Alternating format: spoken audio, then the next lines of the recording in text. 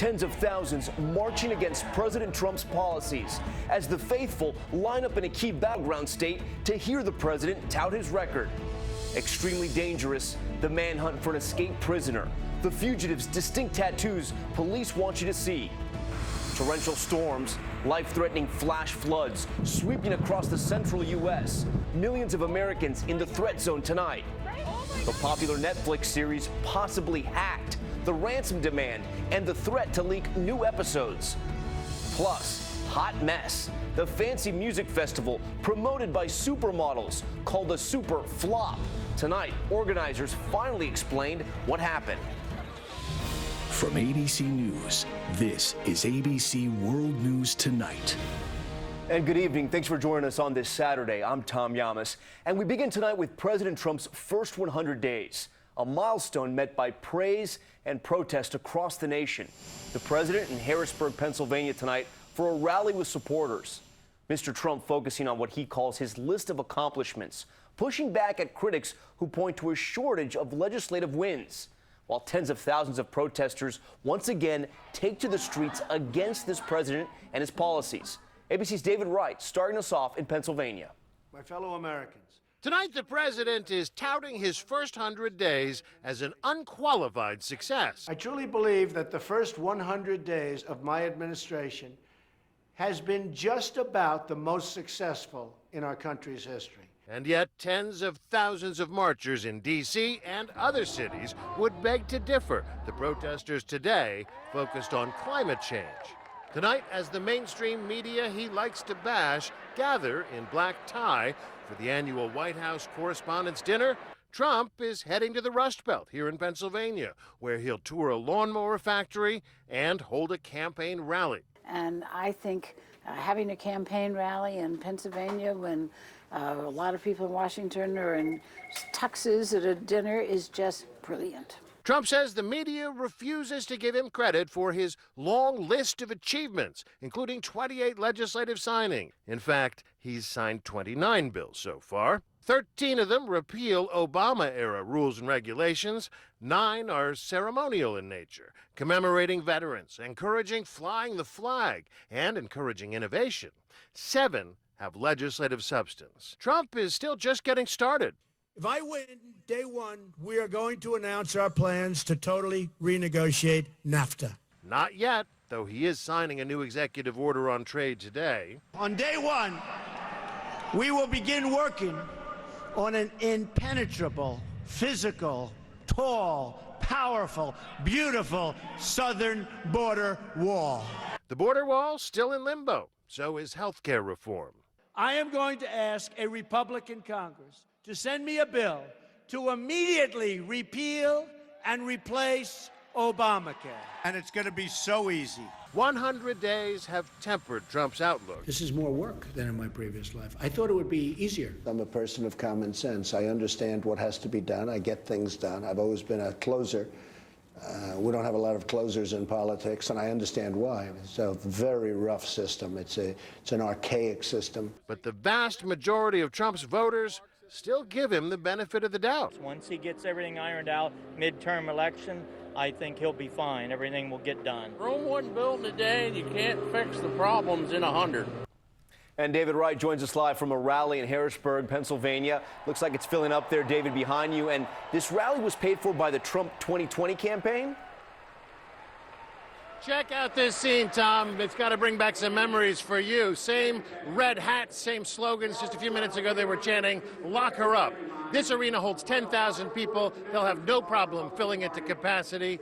And this is the campaign beginning all over again, Tom. Looks very familiar. All right, David, thanks so much. And this programming note, Chief White House correspondent Jonathan Karl goes one-on-one with Reince Priebus and Nancy Pelosi tomorrow on This Week. Moving on now to that other big story, the manhunt for an escaped prisoner described as extremely dangerous. The new image tonight of suspect David Watson serving a more than 100-year sentence in Delaware when he slipped away from police. And tonight, the new information that may help in his capture. ABC's Gloria Riviera reports. Tonight, police working around the clock. Heavily armed officers scouring the massive search zone in Maryland by air and on foot. He's in the wooded area here. Is the hair marijuana available. Police now releasing these new photos of escaped prisoner David Watson with a tattoo of the word evil on the back of his neck and the numbers 187 on his left arm, and another mugshot showing him wearing eyeglasses. There's cause for concern. You'd be, naive to not be concerned at all. Watson is currently serving a 106-year sentence for firing into a police officer's home. The judge saying Watson displayed no remorse. He was awaiting trial on another attempted police killing. Number of units responding for the escapee. They're chasing him around the parking lot. On Friday, he was being transported by 2 guards for a psychiatric evaluation when he managed to get out of his handcuffs. He was wearing a white, unmarked prison uniform. It was in the parking lot of this maximum security hospital Watson overpowered one of those guards and escaped into the heavily wooded area here, less than 2 miles from the nearest residential neighborhood. K-9 units briefly catching his trail only to lose it. Tonight, police saying they no longer believe he is in the immediate area. There have been no sightings of him. Police say they did recover some articles of clothing, but nothing else. And they are reminding the public they consider Watson extremely dangerous. Tom? And as we just heard, so far, no sightings. All right, Gloria, thanks so much. Next to the growing tensions with North Korea, that country's new failure to launch a missile successfully. The latest in a series of recent failed attempts. That artillery on full display in parades, but falling short on firepower as the USS Carl Vinson moves north towards the Korean Peninsula for possibly the next move. Tensions running high throughout the region, with trouble now brewing between South Korea and the U.S. ABC's Bob Woodruff in Seoul explains. Tonight, President Trump responding to North Korea's latest missile launch attempt. This was a small missile. This was not a big missile. This was not a nuclear test, which he was expected to do 3 days ago. We'll see what happens. A U.S. official now confirms the missile never made it out of North Korea, breaking up minutes after it took off. But the missile is thought to be a new type of mobile launch weapon, like this one seen at a military parade, a potential threat to ships like the USS Vinson, which today entered the Sea of Japan. This missile was not intended to launch nuclear weapons. It was intended to attack U.S. aircraft carriers. Here in South Korea, a muted reaction. People don't seem to be worried much about North Korea, but what they really worry about is who's going to be the next president. The focus in Seoul is on politics, campaigns to win the presidential election 10 days from now, and also on President Trump, who is suggesting that South Korea should foot the bill for the U.S. missile defense system that arrived at a golf course in South Korea earlier this week. Protesters greeting it as it arrived. It's a $1 billion system. It's phenomenal. It's the most incredible equipment you've ever seen. We're going to protect them. But they should pay for that, and they understand that. Now, here are some of the words in the South Korean newspaper headlines describing the reaction as bewildered, puzzled, shocked, betrayed, and describing President Trump as incomprehensible. Tom? That new back and forth adding tension to the peninsula. All right, Bob, thanks so much. Now, we also have this developing story out of Iraq tonight. We're learning a U.S. service member was killed in an explosive device blast. It happened outside the city of Mosul. More on this as details become available.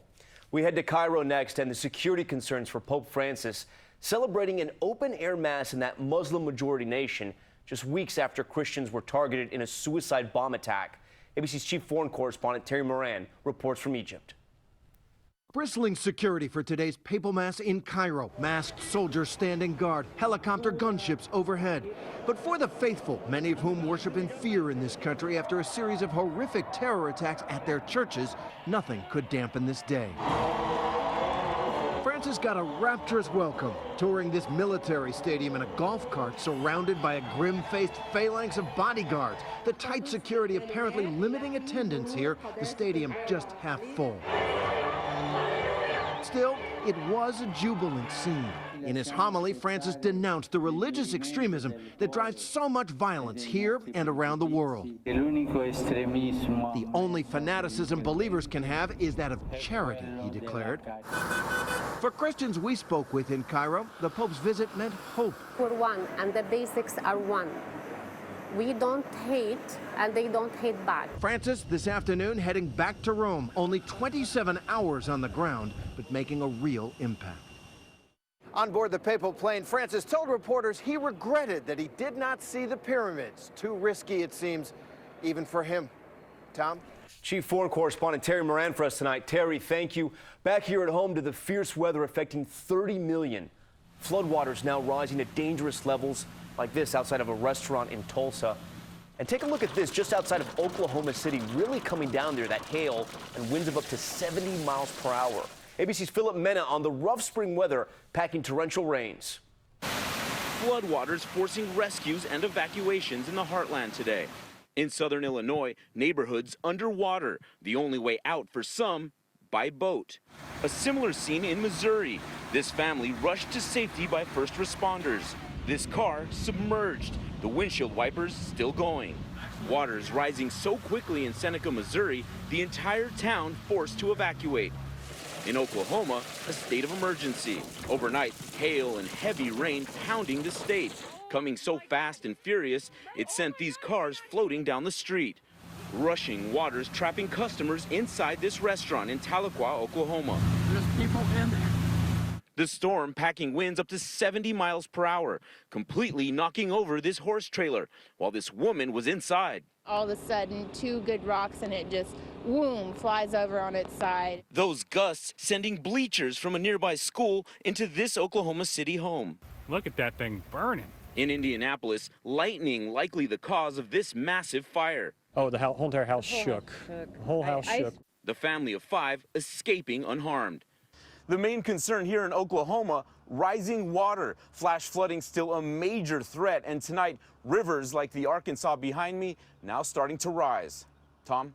All right, Philip, thank you. Let's get right to senior meteorologist Rob Marciano, who's tracking the severe weather. It's a really big storm, Tom. A lot more rain coming. Look at the radar stretching all the way through Chicago. Now we have a tornado watch that's posted for northeast Texas. Flood watches and warnings now extend all the way through Chicago in through Michigan. And we've got blizzard warnings, too, for parts of Kansas, Colorado, and Nebraska. Here's how it's going to time out. Severe weather tonight across some of the areas that saw the flooding rain today. The backside, we'll see a foot of snow in some spots, and then severe weather tomorrow looks like right across the Mississippi River, which will continue to rise next week from all this rain we're getting right now, Tom. All right, Rob, and the weather is one of the reasons given for that epic vacation disaster for thousands attending a music festival in the Bahamas.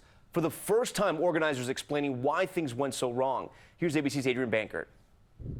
Tonight, concert castaways stranded in survival mode, finally going home. The site of what is now the infamous Fire Music Festival on lockdown, as organizers try to explain how the event billed as paradise the actual experience exceeds all expectations. Turned into chaos. Basically, these are disaster relief tents. It wasn't beachy at all. It was basically the exact opposite of everything we were promised. Organizer Billy McFarland claims they literally built a city, but weather ruined their plans. A big storm came through and busted our water system and affected half of the housing tents. Instead of posh accommodations and emergency campsite, the concierge desk empty, the caterer canceled, headliner Blink-182 pulling out.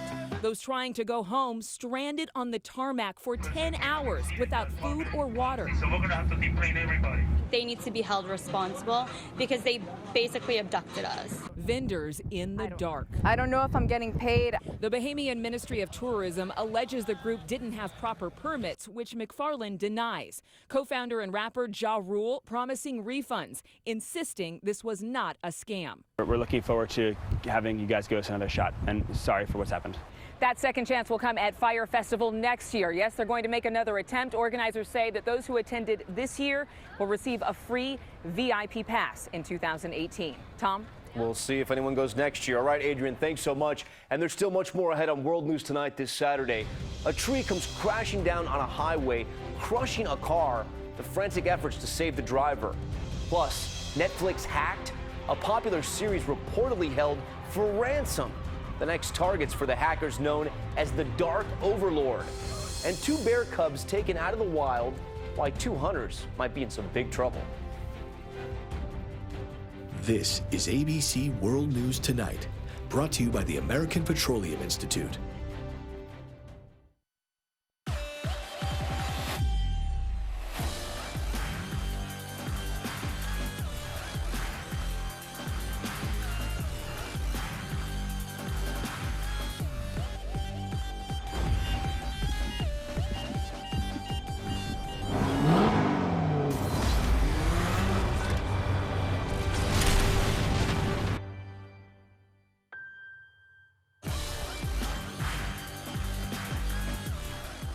Secrecy in government is not something that came around this year.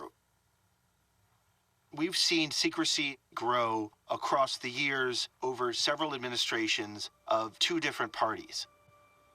As tiring and as frustrating as it can be, it's become more essential for journalists to provide accountability and transparency that we are seeing less and less of in government.